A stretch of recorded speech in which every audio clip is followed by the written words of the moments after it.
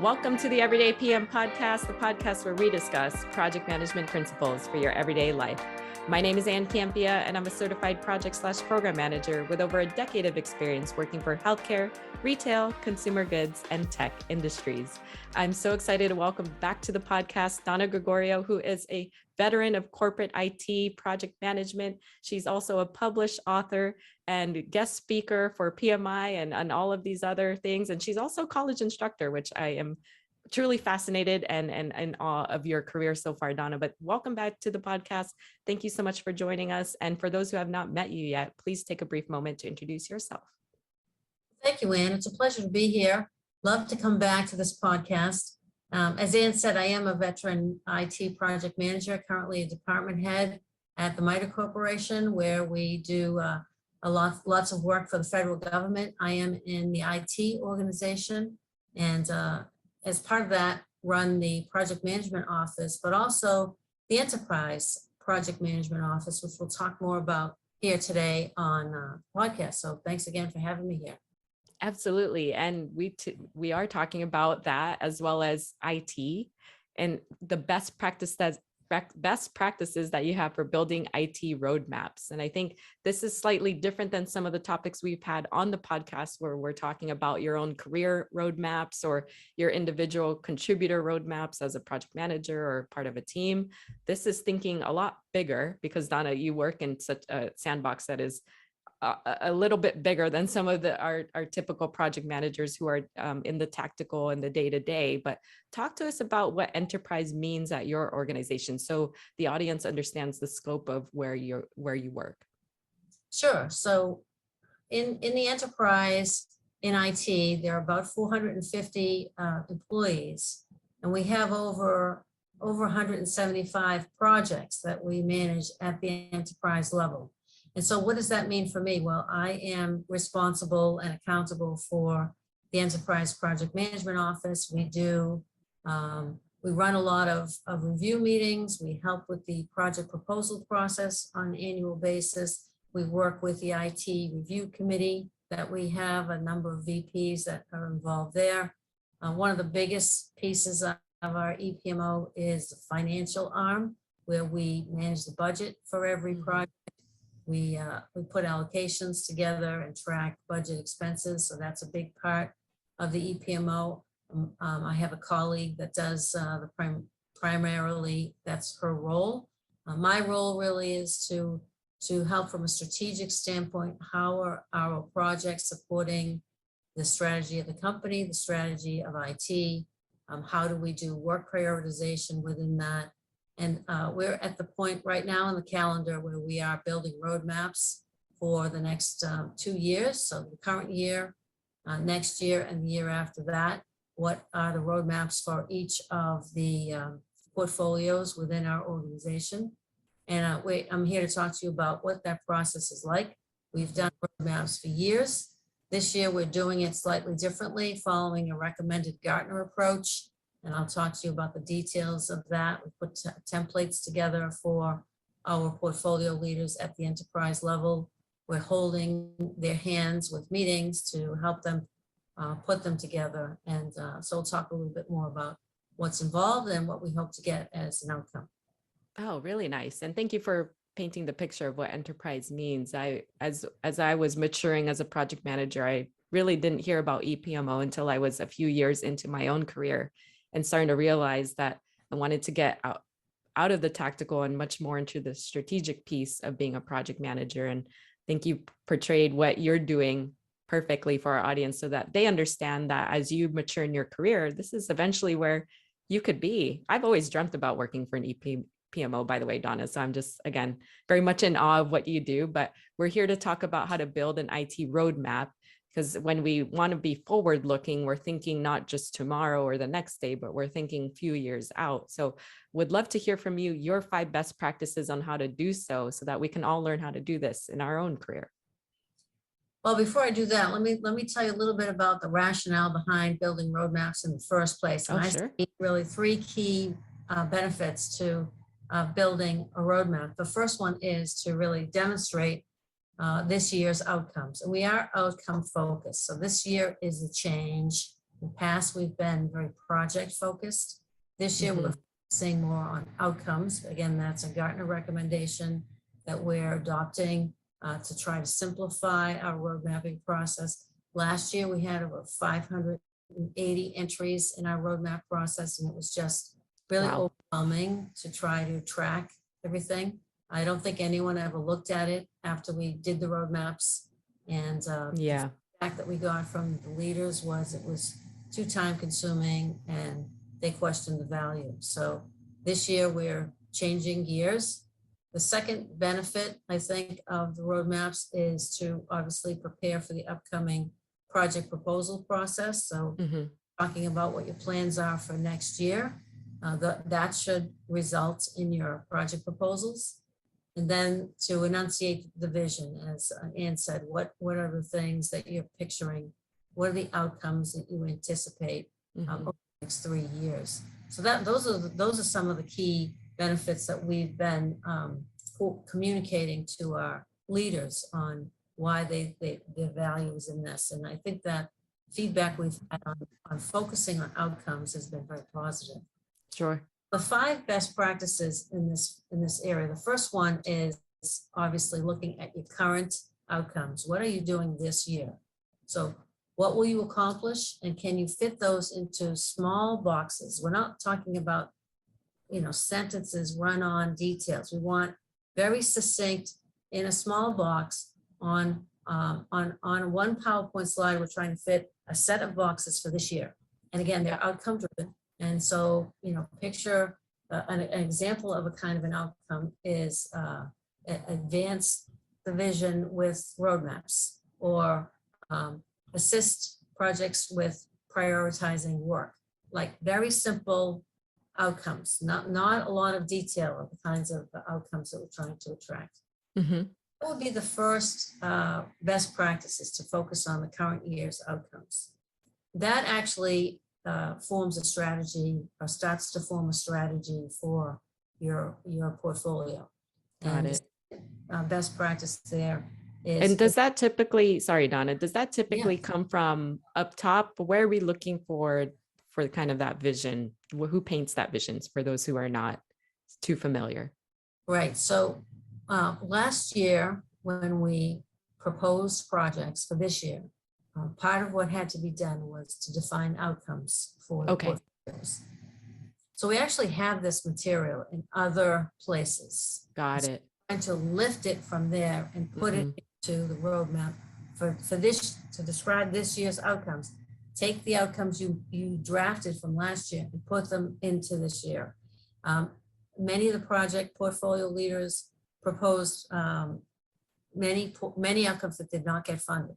So those get dropped off. So which outcomes were you funded for, and which outcomes will you be delivering on this year? So we're taking a subset of what was proposed and putting it on the road. Makes sense. That makes sense. Where those outcomes come from. I actually, again, in the effort to help, I drafted the outcomes based on what was proposed last year. So I took that material and drafted the current year's outcomes. Shorten them because they're very long-winded, these portfolios. Tried to fit them into a box with 4 or 5 words. That's it. And just give them a sense of what we're looking for. That's great. Makes sense. The second best practice for this year's roadmap is to describe any related activities. So we might have, for example, an operational activity that has to be completed. It's the portfolio outcome is dependent upon that activity. So for example, if there was an outcome that was, say, to do this great new project that required wireless, and there's a wireless upgrade happening on the operational side, then you should include that in your roadmap. Even though it's part of your portfolio, it is critical to your success. You can't do a wireless project if you're using old technology for wireless. So that's an example, and there's lots of other examples of related activities that you layer in basically with this year's current roadmap. So people get a complete picture of what it is you're trying to accomplish. Makes sense. The third best practice would be starting to look into next year. What continued work will you need? So maybe there's a project that lasts 2 years. Maybe there's a project that you're starting this year that will become maintenance only next year. Maybe Right. you're doing an assessment this year of a particular technology, and next year you will be implementing some of those recommendations. So that's the kind of thing we're saying, what's continued into next year. That's the third best practice. And then the fourth one is, well, now you're starting to look at your vision. What vision of outcomes will happen next year and in the third year? What now you're looking at new ideas, new outcomes, new thoughts around that portfolio. For example, in the collaboration area, let's say this year you're focused on hybrid work and getting enough offices for people to Sure. come back into the office and whatnot. And then maybe by the out years, you'll be looking more carefully at having sponsors and customers access some of your systems. So collaboration in that vein. So different types of collaboration outcomes, but that will all be depicted on that same roadmap. So that's an example of the kind of thing I'm talking about, where you're finishing the hybrid work, but you Right. still have vision ideas to focus on. Got it. And that ensures, so are you taking the previous year's roadmap? Sorry, maybe I should take a step back on this question. Is this an annual practice? So you're Yes. taking okay, so then you're looking at it overlapping what this year's would be and just seeing which Exactly. ones are running over. Okay, got it. Right. Okay, Yeah, I'm and following. part of what we're doing is looking at last year's roadmap. We did do roadmaps last year, as I mentioned, but they were very project-based. So we are looking at what did we say we would do this year in the roadmap last year? And things, unsurprisingly, things have changed. Of course. Didn't get budgeted, things, Yeah. through the cracks, Sure. things overtaken by events, whatever the reason is, there's always reasons why projects didn't get funded. Last year, there was a big focus on COVID and Mhm. the mobile work that we were doing to support COVID this year. That's not happening this year. Right. That's the kind of thing that kind of got overtaken by events. So, But to be expected, I'm sure. Uncertainty absolutely. is everywhere. So, Absolutely, okay. right. Yeah. Then the fifth best practice then is to align the outcomes with our corporate strategy or our IT strategy. So Mhm. most companies do some sort of a corporate strategy. I know my company does. They put that out every year. There's a set of strategic initiatives and mission critical programs. And our VP would like to see how do these outcomes align to those strategies. So Absolutely. complicated process, and the presentation is coming up. It's actually in 3 weeks. Nice. VP. So we're right in the middle of it right now. And as I said, we're getting some positive feedback from folks. Just to review again, the 5 best practices. The first one is a focus on the current year roadmap. What are the outcomes that you're expecting to deliver this year, and try to fit them into these small boxes so that everything will fit on one page. And then what are your related activities? If there are any operational or any other related activities that your outcomes are dependent upon, those should be included in that roadmap. The third best practice is what continued work will happen next year. So are there any continuations of projects that might last more than 1 year? Sure. The fourth one, what visionary outcomes do you have for maybe next year or the year after? And then the fifth one is alignment of the outcomes with the strategy, corporate strategy, or your IT strategy. So what we're expecting to happen is these roadmaps will be presented at the end of this month.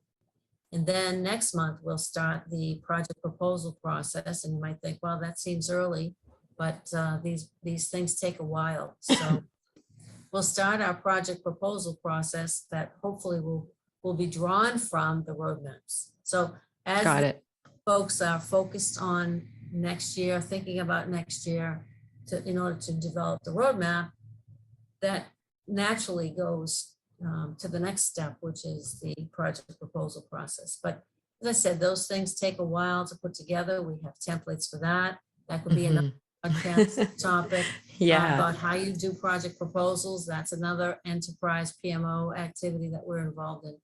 But the roadmaps have been, as I said, criticized in the past. are not something that are very useful. We don't look at them again. Why Mhm. to do them at all? And of course, the CIO again is very bent on, interested and focused on roadmaps, wants to be able to understand the vision and be able to describe the vision to his peers. And so this is a critical step for him, helps with decision makings for Yeah, future investments. It shows the dependencies on related activities. A lot of times, some of these operational projects don't get the credit that they deserve. sure. So including those on the roadmap is also helpful. It does capture all of our work, not just portfolio work, but sustainment work as well. Okay. Um, it helps to put the work under focus areas and focus outcomes. As I said, collaboration is an example of an area. Mobility is an example Mhm. of another area. That just doing a roadmap for that one area really shows all the work that's being done for mobility, all the work that's being done for collaboration, and it Mhm. have a lot of value in the end. And I think that the portfolio leaders are liking the outcome focus versus the project focus. Yeah, absolutely. And there's fluidity in what you're describing in terms of how it connects to the next big phase of what you do from the EPMO side, which is the project proposal piece of it. So I love that they're connected. And I also love that at the end of it, you are able to connect what the work is to what the strategy and the value back to the company is going to be.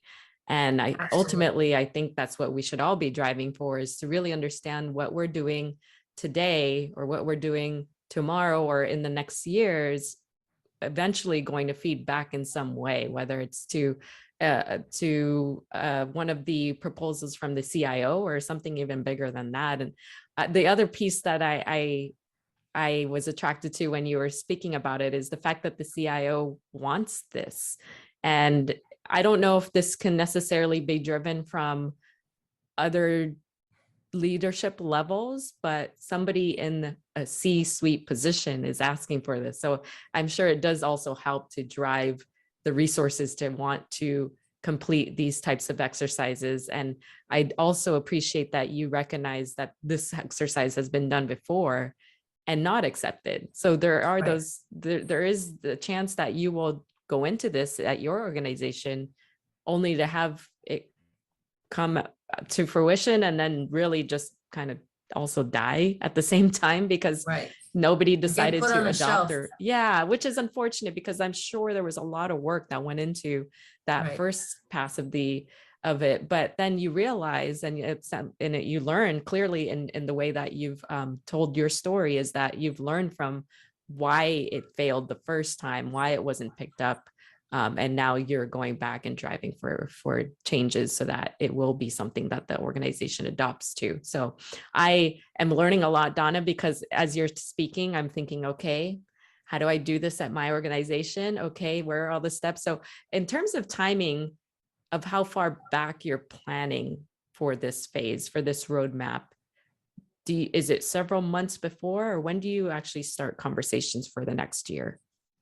So April is always our roadmap month. Okay. Recording this in April. For those in the audience who are listening at a different time. So that's been traditionally when we do roadmaps. And as I said, we do them every year. So everyone knew they were coming. And we've been talking about it since February, I that see. roadmap month. We spent some time doing some research back in February on how to do roadmaps, and we looked at what Gartner was recommending. And so that's when we moved into the outcome-based roadmaps as opposed to what we've done in the past, which is Sure. project-based. Got I it. say that this is part of what the EPMO was trying to help advance the execution of projects. This is in the planning stages. So if you look at planning projects, executing projects, and then reporting on projects, this is part of the planning outcomes. If you focused on outcomes for what we in the EPMO are trying to be successful with, helping the organization plan projects. So it's not only planning for the current year, Mhm. for the future years, and also planning in terms of investments and where the investments will land in the future years. this is a critical milestone for us, and we see it as a significant step in the right direction. I Yeah. had my portfolio leaders say, "Oh, this is going to take me 2 months to do. I need 2 months to do this roadmap." And we all shook our heads and said, "No, if it's 2 months, it's too detailed. It's too much. There should be one slide Mm-hmm. with a column for this year, a column for next year, and a column for your third year, and that's it." And the size of the boxes, make the font readable. So Yeah, tiny, yeah. for this non-visual podcast audience, I wish I could show you a sample, but I can't. So, just describing it, that's basically it, 3 columns. And Yeah. that's what we're looking for. And I think that was a bit of a relief for this person who said, "Oh, this is going to take me 2 months." Because his work is, multi-million dollars worth of work. Yeah. And trying to put that all on one slide, which in the past, it's not been one slide. This is the Yeah. first time we're looking for one slide. And so I think that that's going to help this individual process the fact that he doesn't have to spend 2 months doing this. That Yeah. hopefully, with a lot of hand-holding from us. Yeah. As I said, we're setting up meetings, we're walking through this with all 7 portfolio leaders. We're looking for 7 roadmaps with all the related work on it. And so that's some of the portfolio leaders have drafts that look fantastic. Some of them haven't started yet. So Yeah. I imagine. And Donna, I Yes. think I admire many things about you, but I think one of the things that I admire the most is that you can take such a complex idea or concept and really help to break it down for our audience. And in what you just said, you're doing the same at your organization for those stakeholders who are looking at this exercise as some daunting thing that, oh, I can never get to this. And how often have we run into that stakeholder, right? And you've made it so simple.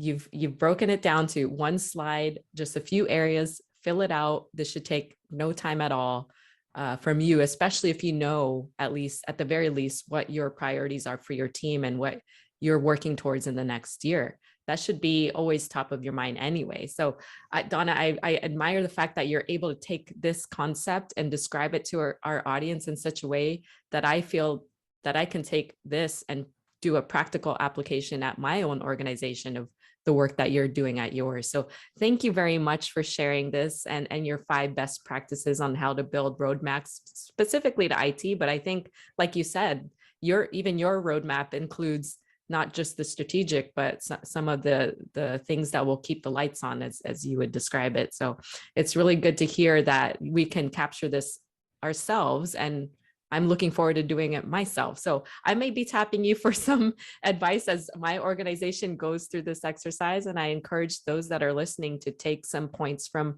Donna's best practices as well. So Donna, thank you so much for your time today and sharing of your knowledge. It's always such a pleasure to have you. And again, I'm always just in awe of all the work that you're doing. And every time that we have had an opportunity to touch base, even if it's several months from now, I'm looking forward to hearing the outcome of some of the things we chatted about in this episode of the Everyday PM. So Donna, if folks want to continue the conversation with you, where can they find you online?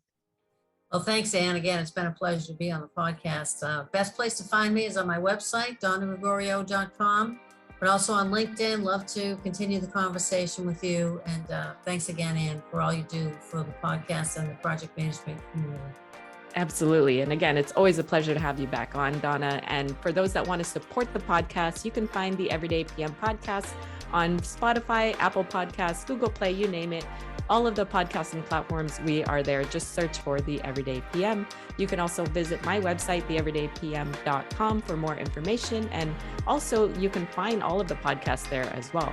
Support the Everyday PM as well on my YouTube channel, youtube.com/Ann Campea, where you can see this video version of our lovely faces. Feel free to click the bell for notifications of when new content goes up. Like this video, leave us a comment, and also subscribe to the channel. Again, that will do it for Donna and I in this installment of the Everyday PM podcast. And until next time, take care.